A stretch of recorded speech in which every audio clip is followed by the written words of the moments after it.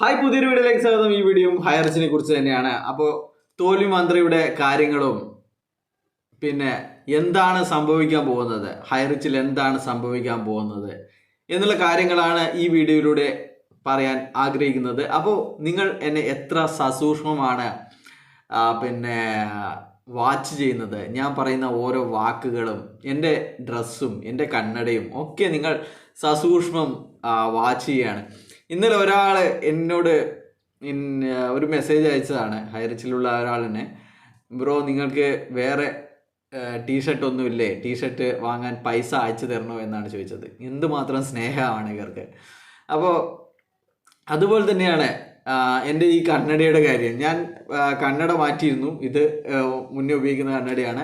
അപ്പോൾ ഈ കണ്ണട മാറ്റിയപ്പോൾ മുത്തേ നിങ്ങൾ കണ്ണട മാറ്റിയോ എന്നൊക്കെയാണ് നല്ല രീതിയിൽ പുതിയ പുതിയ രീതിയിൽ ചീത്ത വിളിക്കുന്ന ആൾക്കാരൊക്കെ ചോദിക്കുന്നത് മുത്തേ എന്നൊക്കെയാണ്. അപ്പോൾ ഇവർക്ക് മനസ്സിലായിരിക്കുന്നു ഇതൊക്കെ ഉഡായിപ്പുകളാണ് എന്നുള്ള കാര്യങ്ങൾ മനസ്സിലായിരിക്കുന്നു എന്നാണ്. അപ്പോൾ നിങ്ങൾക്കറിയാം, ഞാനൊരു ചെറിയൊരു കഥ പറഞ്ഞിട്ട് തുടങ്ങാം.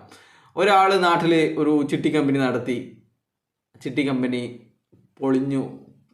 അപ്പോൾ അവർക്ക് പിന്നെ തിരിച്ചടവൊക്കെ മുടങ്ങി, ആർക്കും തന്നെ പൈസ കൊടുക്കുന്നില്ല.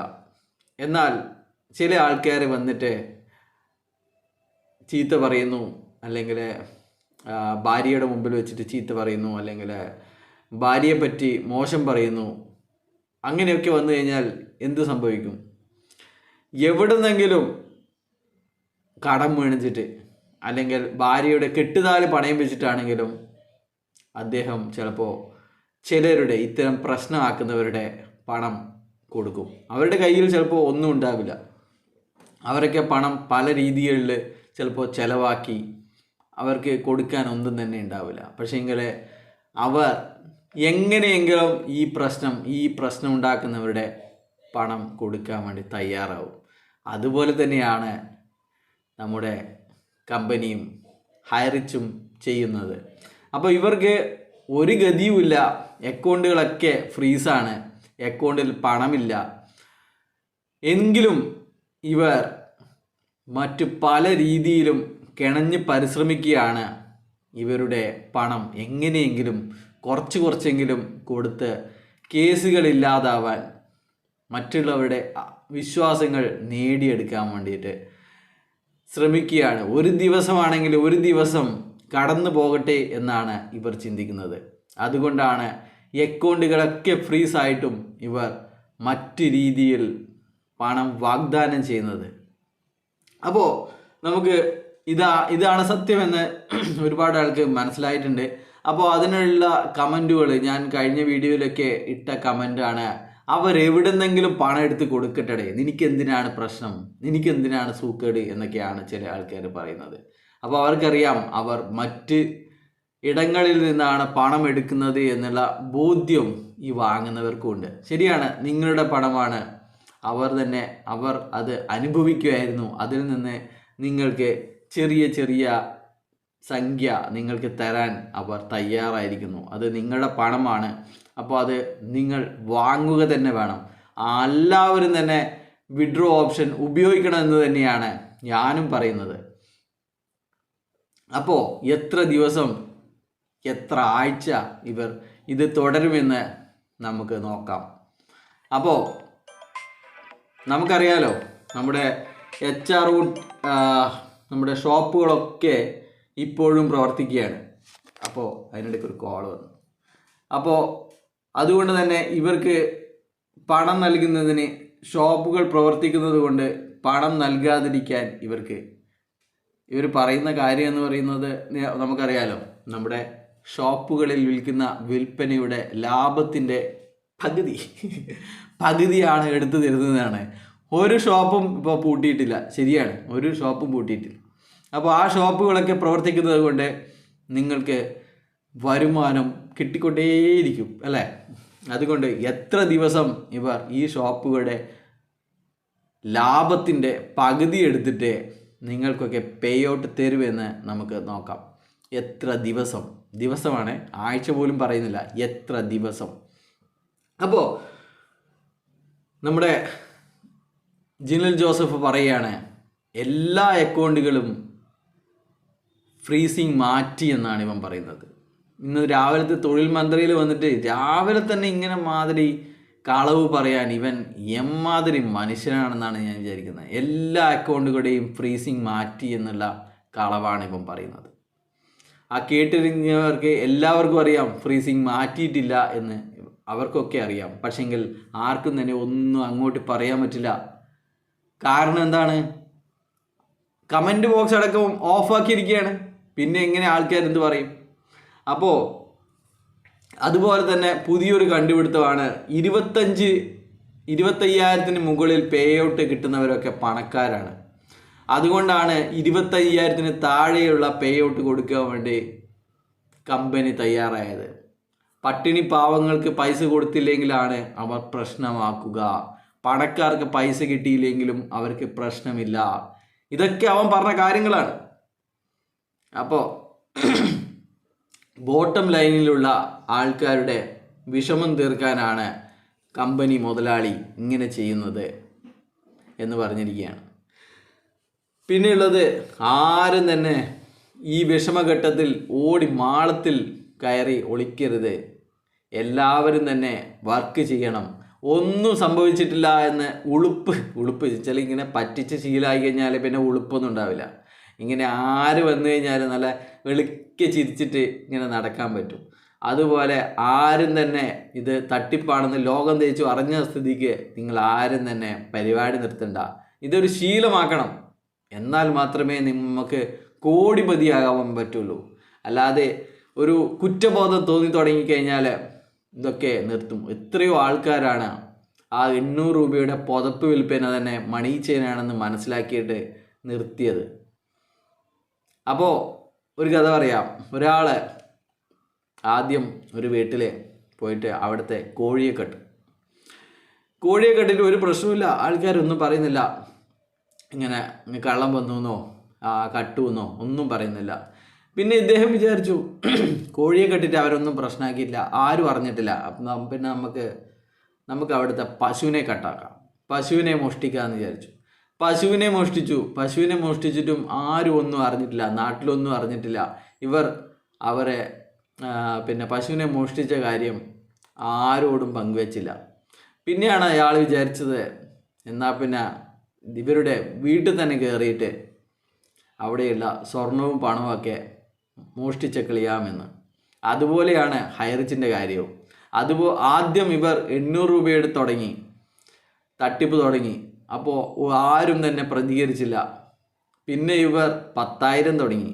10,000-ലും ആരും തന്നെ ഇത് മണി ചെയിനാണെന്നോ അല്ലെങ്കിൽ കേസിനോ പോയില്ല. പിന്നെയാണ് ഇവർക്ക് മനസ്സിലായത് 10,000-ലും പ്രശ്നമില്ലേ, 800-നും പ്രശ്നമില്ല, 10,000-നും പ്രശ്നമില്ല. എന്നാൽ പിന്നെ നമ്മൾ 5 ലക്ഷം തന്നെ മോഷ്ടിച്ച കളിയാം എന്ന് കരുതിയാണ് ഇവർ 5 ലക്ഷത്തിൻ്റെ കളികളിലേക്ക് പോയത്.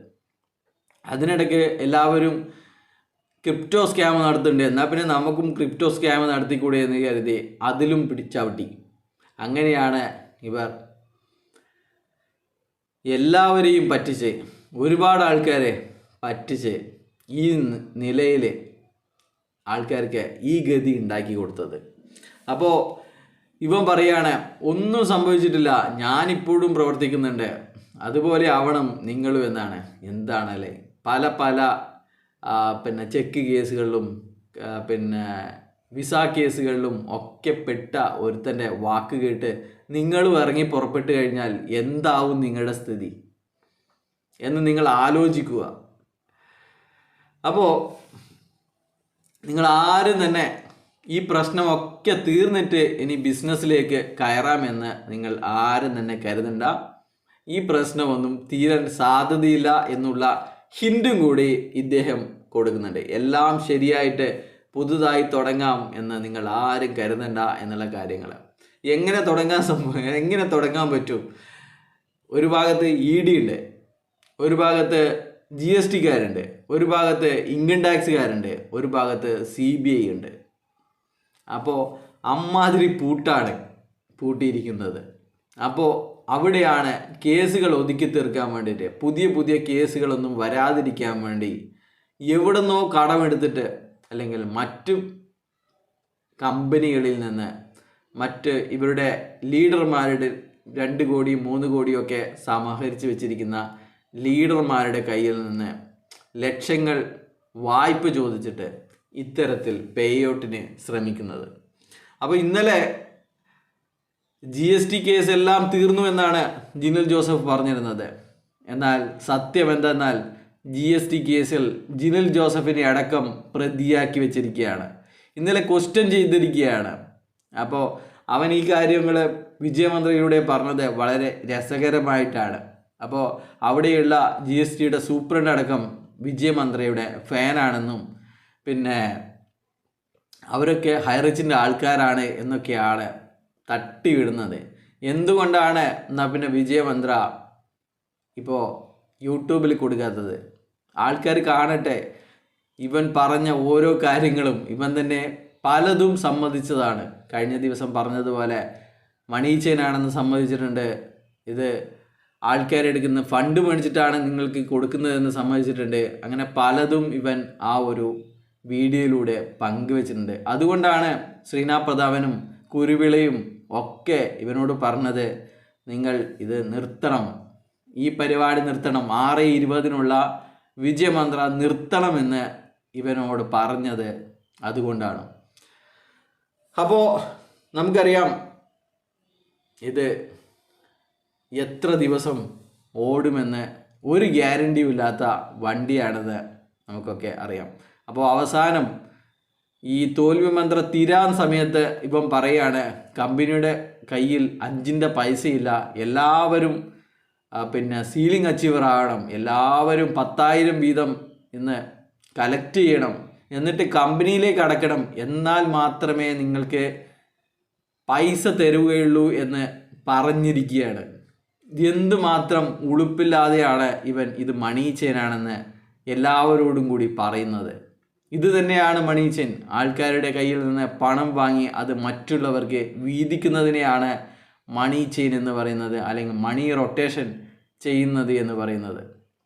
അപ്പോൾ ഇവൻ ആഹ്വാനം ചെയ്യുകയാണ് എല്ലാവരോടും വീട്ടിൽ ചടഞ്ഞിരിക്കാതെ എല്ലാവരോടും പോയി ഫണ്ട് കളക്ട് ചെയ്യൂ, എന്നിട്ട് കമ്പനിക്ക് കൊടുക്കൂ, എന്നാൽ മാത്രമേ നിങ്ങൾക്ക് ഫണ്ട് കിട്ടുകയുള്ളൂ, ഫണ്ട് തരാൻ കമ്പനിയുടെ കയ്യിൽ ഉണ്ടാവൂ എന്നുള്ള സത്യം ഇവൻ പറയുകയാണ്. ഇതൊക്കെ കേട്ടിട്ടും നിങ്ങൾക്കൊന്നും മനസ്സിലാകുന്നില്ലേ ഇത് മണി ചെയിനാണെന്ന്? നിങ്ങളും ഇവനെ പോലെ ഉളുപ്പ് കെട്ട് ജീവിതം നയിക്കാനാണോ തീരുമാനം എന്ന് മാത്രമാണ് ഞാൻ നിങ്ങളോട് ചോദിക്കുന്നത്. നിങ്ങൾക്കറിയോ ഇതിനെക്കുറിച്ച് ഇപ്പോൾ യൂട്യൂബിലും സോഷ്യൽ മീഡിയയിലും ഒക്കെ പ്രതികരിക്കുന്നവർ ഒരു കാലത്ത് ഇവരുടെ പ്ലാനിൽ അംഗമായവരാണ്.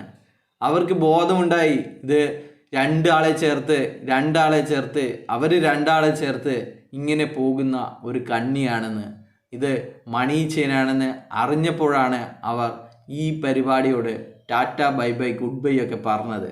അവരാണ് ഇപ്പോൾ നിങ്ങൾക്ക് ഇത് മനസ്സിലാവാത്തവർക്ക് പറഞ്ഞു തരുന്നത്, അല്ലാതെ നിങ്ങളോട് അസൂയ ഉണ്ടായിട്ടല്ല എന്ന കാര്യങ്ങൾ നിങ്ങൾ മനസ്സിലാക്കണം.